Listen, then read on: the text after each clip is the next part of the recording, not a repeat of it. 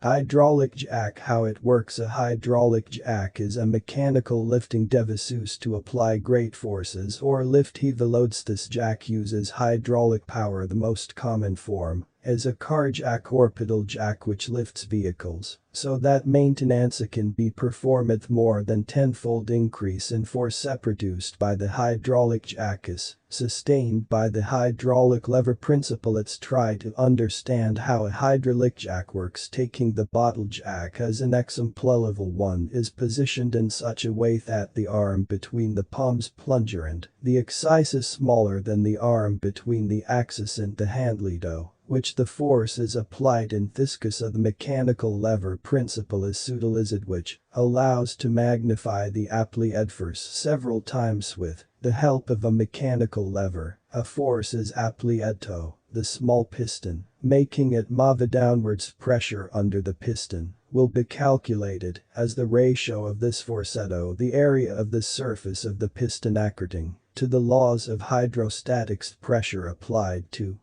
the surface of the liquid is transmitted equally in all directions to all points of this liquid. This means that the same pressure will act on the large piston. Pressure on the both pistons is the same, but the area of the surface of the larger piston is larger, therefore it can assume a larger force the larger of the area of piston 2 and the smaller the area of piston 1. The greater the amplification factor can be obtained by using the hydraulic levers. Total displacement of the large piston will depend on the volume of fluid displaced by the small piston. The area of the surface of the second piston is larger, therefore the distance it is displaced by will be less than the distance that the first piston was displaced by. It follows that the hydraulic lever allows you to increase the force you apply to it, but at the same time the movement of the larger piston is very small. To move the large piston further, a new portion of the fluid is necessary, but where does one get it? Let us add a tank and 2 check valves to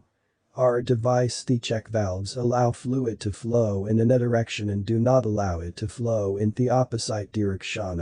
When we pull the handle upwards, the small piston will move upwards as well. The volume of the space underneath will begin to increase and pressure will drop. Of 1 will let fluid out of the tank and into the space under the small piston. Of 2 is installed in such a way that it does not allow fluid to flow out from its place under piston 2.